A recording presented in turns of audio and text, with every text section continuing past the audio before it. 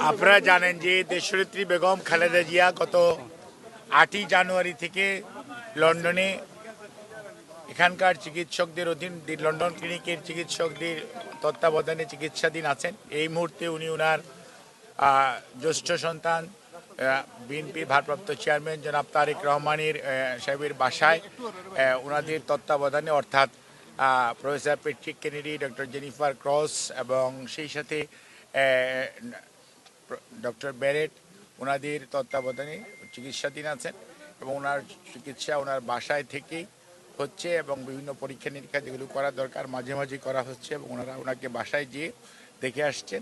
উনি ওনার শারীরিক অবস্থা এই মুহূর্তে স্থিতিশীল এবং আপনারা ওনার সুস্থতার জন্য দোয়া করবেন এবং ওনার পুত্রবধূ ডক্টর জুবাইদা রহমান এবং ডক্টর সৈয়দা শামেলা রহমান সহ ওনার 3 নাতনি আছেন, ব্যারিস্টার